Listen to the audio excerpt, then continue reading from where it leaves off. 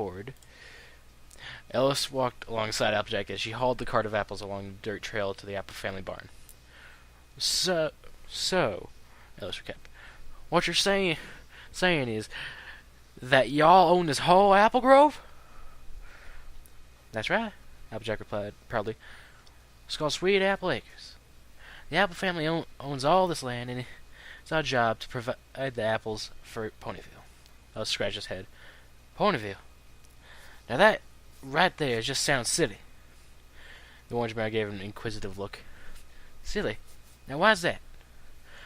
Well, for one thing, we don't have a town named Humanville where I'm from. Why would y'all name a place after your species? Applejack gave a scoff. Well, don't go asking me that stuff. Ponyville's been around for a long time. I grew up right next to it. Well, I don't mean to offend, ma'am. I'm sure it's a nice and all. Don't sweat, Alice, Applejack assured. Honestly, she felt silly talking to a stranger so freely. Not to mention, said stranger was twice as tall as her and walked on two legs. But she was fascinated by Ellis. He was the farthest anything could be from looking like a pony, yet he and Applejack shared so many similarities. A question formed in mind. So, Ellis, where are you from? He grinned with gusto. Me? I was born and raised in good old Savannah, Georgia. Savannah, Georgia? Never heard of it. Ellis frowned. It's not lots of stuff to do. Applejack put her hoof to her chin. That anywhere near Manhattan? Ellis blinked. Manhattan? How about Stalingrad? Stalliongrad? She paused. Napony? Oh, come on now, you're just making that stuff up. She giggled. Don't know why you're fretting over names. They're just places. Ellis sighed in defeat. Another question hit her.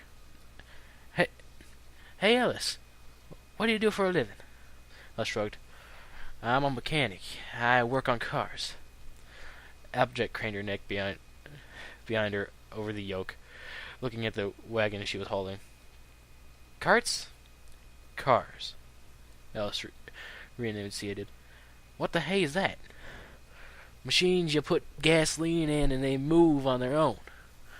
That anything like trains? Kinda, sorta. Except they don't run on tracks. They worked on a train. I've never worked on a train, though. Ellis looked over at the earth pony. What about you? What do you do for a living? I'm an apple bucker. Ellis halted in confusion. He dug the wax out of his ears with his pinky. Run that by me again? I'm an apple bucker. I buck apples. Applejack repeated. Ellis still didn't catch it. Care to elaborate? Applejack huffed. I harvest the apples by kicking trees with my hind legs. Is that such a outlandish concept to you? Ellis waved his hand. No, I just misheard you, is all. Thought you said something else. Ellis trailed off as a thought hit his head. A smile spread across his face. Say, Applejack, what do you start bucking apples? When do you stop bucking apples? Applejack smirked with pride, since someone wanted to talk about her profession. It's apple bucking season. Now, I stopped bucking them at the crack of dawn. Ellis snorted. And for how long at a time do you buck 'em? I buck 'em all day, from sunrise to sunset. Ellis snickered. And how hard do you buck 'em? I give 'em my signature hard bucking. Ellis lost it. He collapsed to the ground, clutching his stomach, hooting and hollering, laughing harder than he ever laughed before. Applejack was dumbfounded. What's so funny about apple bucking, huh? She yelled, hot-faced. Ellis continued chortle. I've bucked apples all my life. I buck 'em till I'm darn near sore.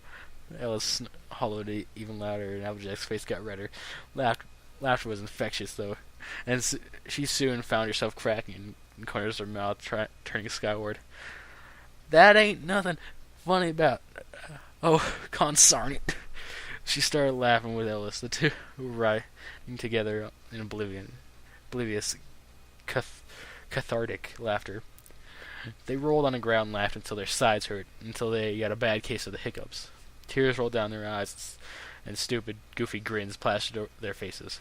They shared the best laugh they both had in a really, really long time.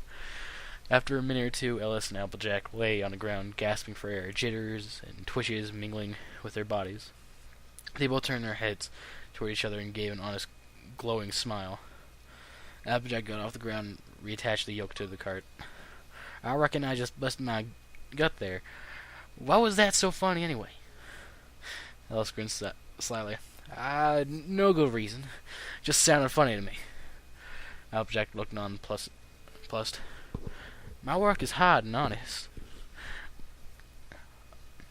Big sis! Big sis! Bloom shouted from the distance, interrupting Applejack in mid-sentence. She released a long, tired sigh. Here we go. Ellis leaned over the farm pony. Who's that? He asked. Before Applejack could answer, little Apple Bloom came into view. Applejack, I heard you laughing and I came to see what... She stopped and gawked at Ellis. Compared to Apple Bloom, he was almost 4 times taller than her. Ellis was starting to fidget from the filly staring at him. Hi, Ellis said cautiously. Apple Bloom shot forward in the direction of the human like a bullet out of a gun and started racing around his legs like a hyped-up puppy. Oh my gosh! Oh my gosh! Oh my gosh! Oh my gosh! Oh my gosh! What is it? What is it?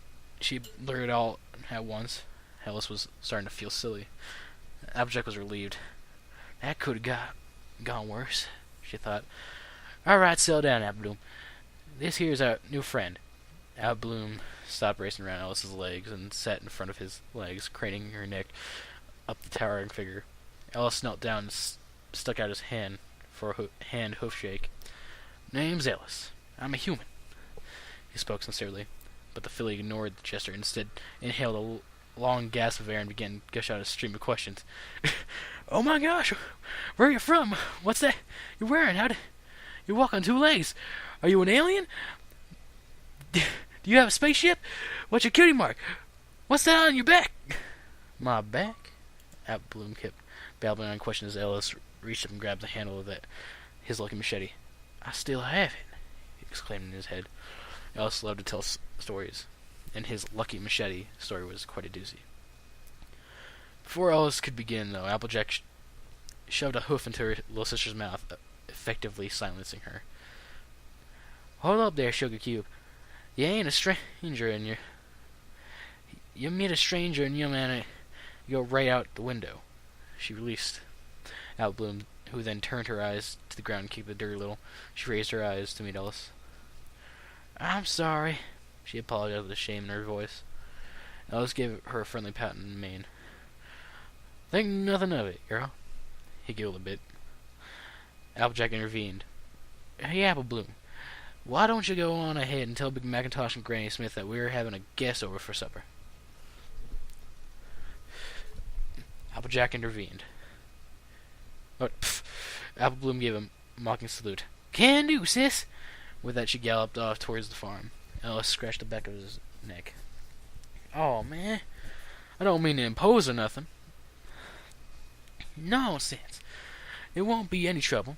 You're our honored guest now, Ellis. If y'all say so. Ellis trailed off and walked alongside of Applejack as they trekked the dirt road. The sun above their heads indicated it was a little afternoon, and they still had a few more minutes of travel ahead of them. Ellis passed the time with more questions. So, Applejack, how big is your family? Huge! Well, we got relatives all over Equestria. There's Fritter, Bumpkin, Red Gala, Red Delicious, Golden Delicious, Caramel, Strudel, Tart, Brayburn. She mimicked a counting fingers motion by tapping her hooves together in a similar fashion while naming her relatives. Ellis waved his hands and cutting off the motion. All right, I got it. I get it. Now, about just the ones that live with you. Well, there's the one you just met, my little sister Apple Bloom. Over at the farm we got my brother Big Macintosh and Granny Smith. What about your family? Ellis hesitated. He really didn't want to talk about his family.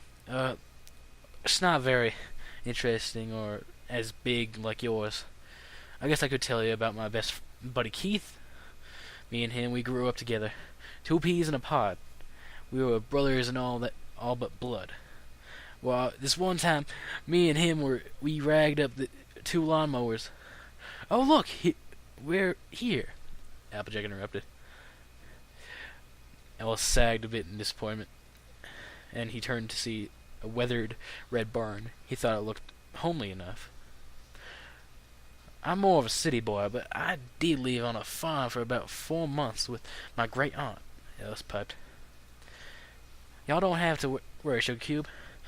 We'll make you feel right at home, Applejack reassured. Welcome to the Apple family homestead. As they strolled closer to the barn, a large red earth pony came to meet them halfway. He had a short, shaggy tan mane, heavy, muscled shoulders and hindquarters, and he had a big green apple adorned his flank. He swished his wheat stalk on the other corner of his mouth and narrowed his eyes in curiosity at the strange creature walking alongside of his sister. Readjusting the yoke that was commonly seen on his neck, he trotted up to talk to the two. So you must be this Ellis little Abloom was talking to me about. He spoke with a gentle baritone voice. I really didn't know what to expect when she came running home shouting that some kind of alien was that walked on 2 legs and that we're having him over for supper. He flicked his head to Abloom, who bounced right behind him. The workhorse held out hoof. Name's Big Macintosh. I'm Applejack's older brother.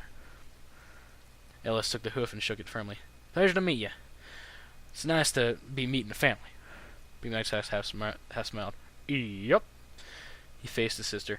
I'm gonna get back on the job, sis. Y'all take care and I'll see you for supper.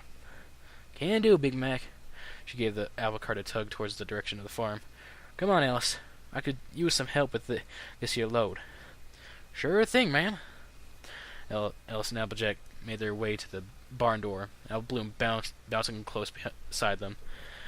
The starry-eyed filly could barely contain her enthusiasm. Her mind was bursting with questions. She absorbed every detail about the bipedal creature, his hat, his clothing, the way he walked, the strange black mark on his right arm. Wait a second. Hey, mister, what's that? Sugar Cube. Applejack cut her off. Can this wait until we get these apples in the shade? Abloom pouted and almost protested, but Ellis gave her a smile. I might be best to listen to your sister now. I'll tell you everything once I help her get this stored. That sound all right? The little pony still frowned, but nodded nonetheless. Ellis ran ahead and swung the barn door open, squeaking on his hinges. Applejack pulled the cart into the cool, refreshing shade of the structure's interior. Once inside, Ellis helped unlatch the cart from the yoke and pushed the cart against the far wall, properly stored. Applejack removed her yoke and hung it on a hook on the barn wall. Hoo-wee! She sighed, massaging and stretching her neck. Feels good to relax in the shade after some good old hard work. No kidding, Ellis agreed, taking a seat in the barrel while Abloom followed him intently. All right, little buddy. Shoot. Abloom inhaled deeply, prepared to continue her hyper-trivia, when she was once again stopped by her older sister. Settle down there, sis. Ask him one at a time. Abloom thought hard for a moment, collecting herself, and then pointed her hoof at Alice's right arm.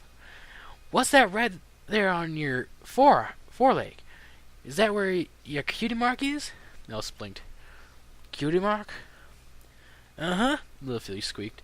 Everybody has a cutie mark. It's something they get when they discover their special talent. She pointed to Applejack's flank.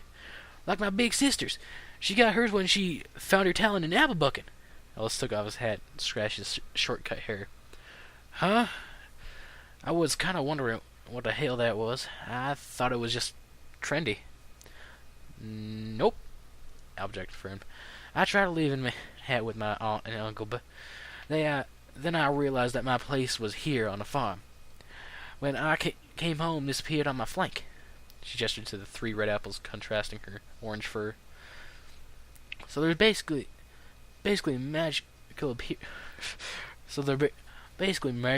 magically appearing ass tattoos. How the hell does that work? She shrugged. Ellis face palmed. Well, whatever.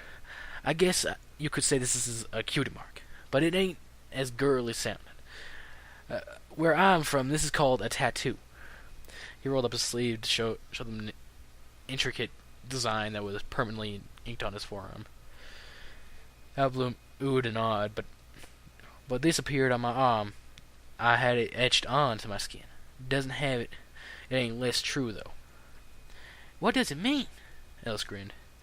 It means I'm a badass zombie-killing machine. Two apple ponies shared the same flabbergasted expression. What, you don't believe me? What do you think this was for? With one instinctive motion, he unsheathed his machete and held it out from the sea. Its blade was chipped and worn, but still sharp enough to cut flesh and bone with enough force. The flat was pitted with rust, and the handle was wrapped in a grip tape. To their horror, the nature of this tool was evident. To them, it was metal, as the metal was caked with spats of black, dried blood. Before I got here, I went through 6 kinds of zombie hell, and this little sucker helped me along the way. He got on his feet and slashed through there horizontally a few times. Hordes of them, squealing and hollering, tripping over each other to get a taste of my blood. I could tell you I was scared to death, but then I'd be lying. I said, y'all messing with the wrong Ellis today. And I picked up this here machete. He twirled the blade around in his hand for effect, and weeded my way through a building full of infected. After all that, I was covered head to toe in blood. Stunk to high heavens. I sure did. Applejack? During Ellis's story, both Applejack and her sister backed away from the human. She didn't know what to think. Gone was the image of a friendly giant, conflicted with the visage of a madman, talking about blood and death like it was a glorious game. Applejack wasn't ready to believe that Ellis was a psychopath just yet, but the rising fear in her heart threatened to overcome her rational. She was having a hard time believing this outlandish tale, too, but the element of honesty knew that no pony could make this up. What's wrong? Ellis stepped a bit closer.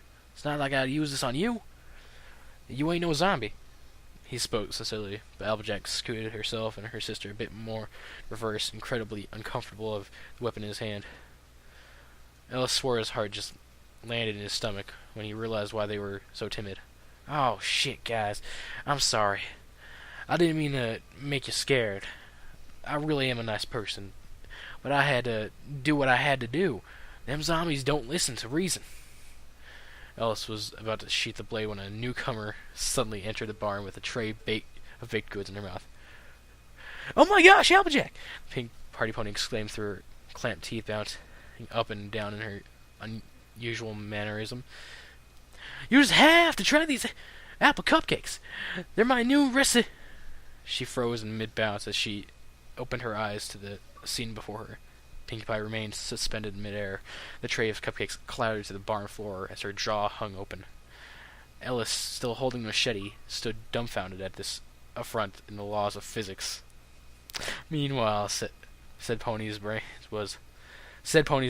was electrified with sudden thoughts. These thoughts were interpreted with the best ability.